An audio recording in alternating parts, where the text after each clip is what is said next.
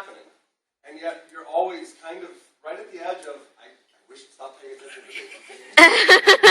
Well, it's like you're expecting something to happen which never does, so you're always on anticipation. I love I don't say vocalizations, because they're not vocal, but the clickings, the tapping. Personally, I think sound is critically important. The growling that I do, the growling that he does, the speaking that he does, and the clicking of the claws, the clicking of the beak. The one that I hadn't noticed before is that, can't really do it in this, the sound of that limp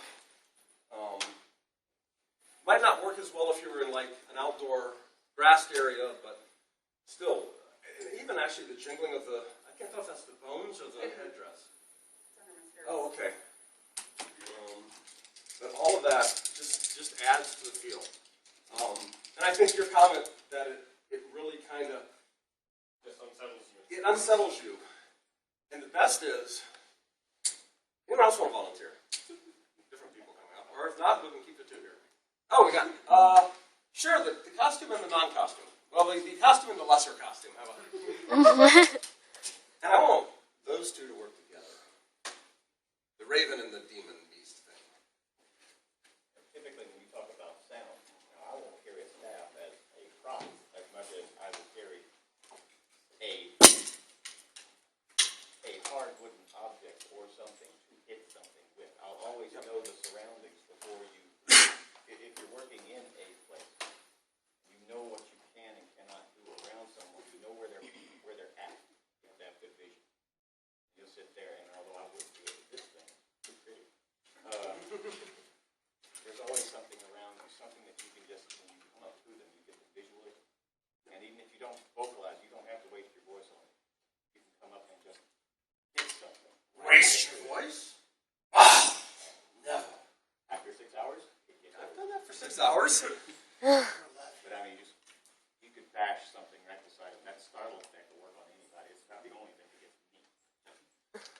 So what I was getting at with the two here is, I think it worked great to see your approach to distracting someone and keeping them creeped out while you come up behind them. Give a good growl or something. Remember, following you can't touch the rule. Now, you can't touch the rule is pretty absolute, but there's an old story that used to go around in Verden. So let's say you two are going together, the haunted house together, and you're walking towards him. Okay. And what you do is you have some other beast kind of come.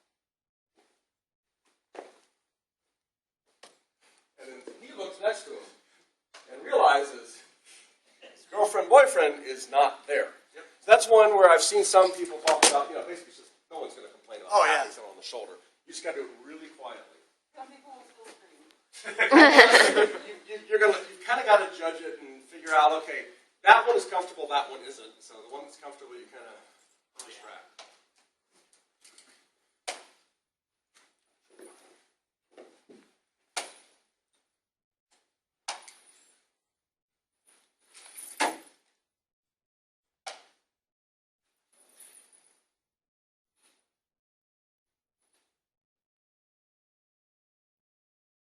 Wow!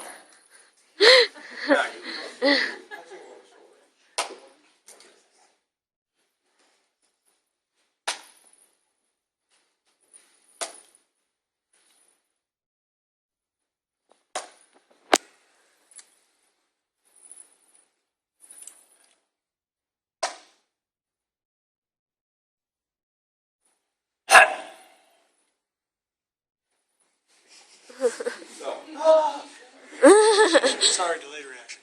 Yeah. So the flip side of this, of course, is now, from your point of view, you've seen us playing around out in the hall beforehand, playing around in here. What has worked for you when we were playing around?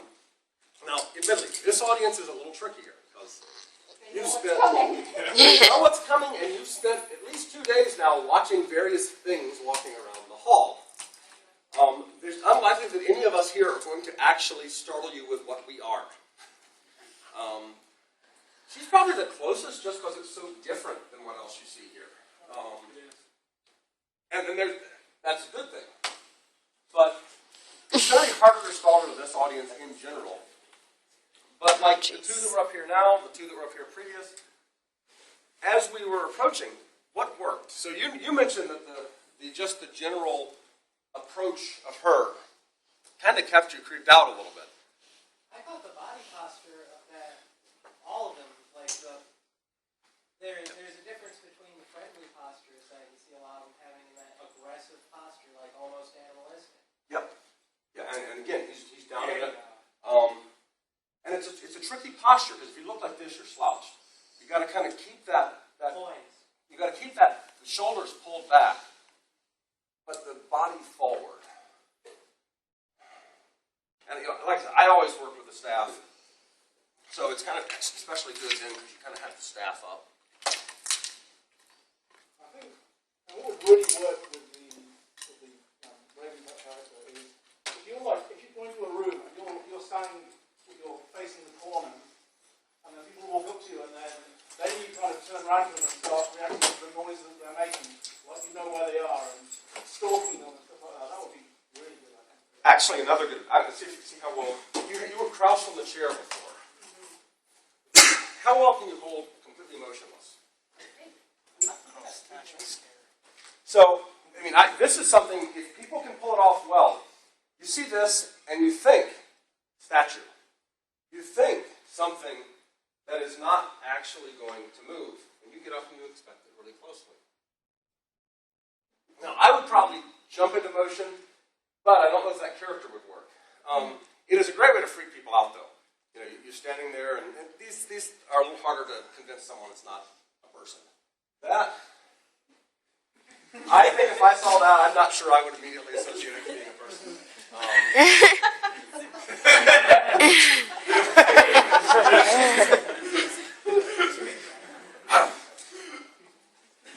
And I'm off of balance. Okay, great.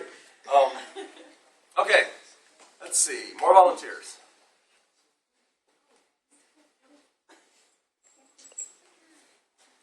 So there's the other things that you come up to sometimes, which is a little more tricky to deal with. And that's the people that just don't seem to want to be there. And you get this all the time. So imagine, if you will, you guys are there. I don't know why you went to a haunted house when you don't want to see things that are scary, that people seem to do it. And you're just taking this blasé attitude towards these two. And I want you to try to do that to, Victor, sure. Why me? Because you're the most classical of the bunch. Actually, that would work well. You, and as you see what's happening, you can possibly come in and add to that. Because Victor, you've got a limited set. You're going to be the aggressor, and that's pretty much it. I mean, I'm the same way. You've got a whole much more varied set of things you can do. So I think that might be an interesting balance to see the two kind of playing off each other. And tell us, and you're trying to be blasé. Tell us what's working.